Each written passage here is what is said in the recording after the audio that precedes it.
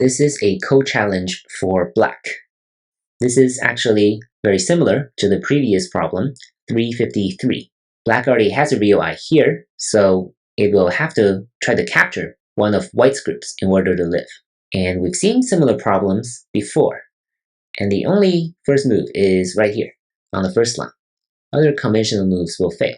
Right? If you play something like this, then white will capture these 2 stones on the left side, and if black tries to capture these 3 stones, then it will just be short on liberties. White will be able to win this race to capture very easily. Playing here on the first line makes a difference, so if white ignores it, then black will be able to capture these 2 stones like this. Number 1 is the perfect setup that connects back these 2 stones, and white will be captured.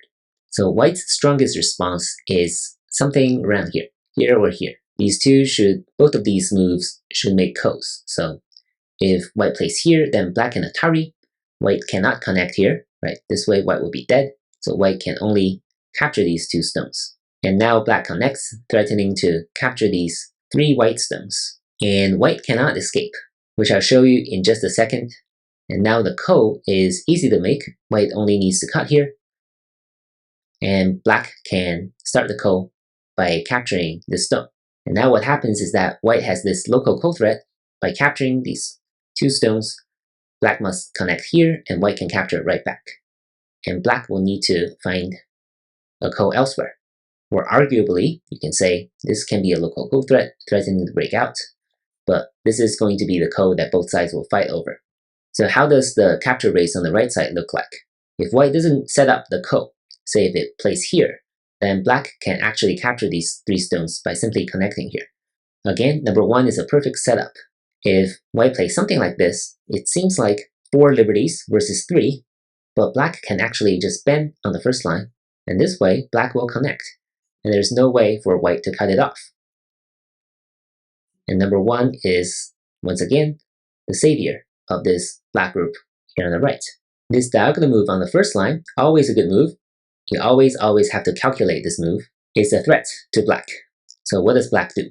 If you block here, then you'll fail, because this way, white will be able to capture black in a connect and die. So here, black needs to be extremely careful. What black can do is right here, this throw-in move. It's a very neat move. If white captures, then black can connect. This way, white will be captured.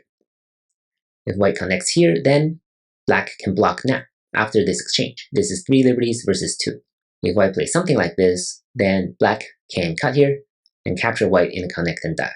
So number 5 is a really neat move, very hard to find, and that's why we calculate for each and every pattern, because blocking here will not work. This will also not work because white can exhaust black's liberty from the outside, rather than playing here and allow black to capture. So number 6 will kill black.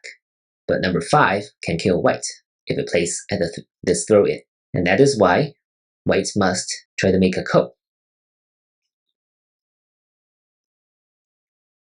Overall, pretty difficult problem, especially finding how black can kill white here on the right.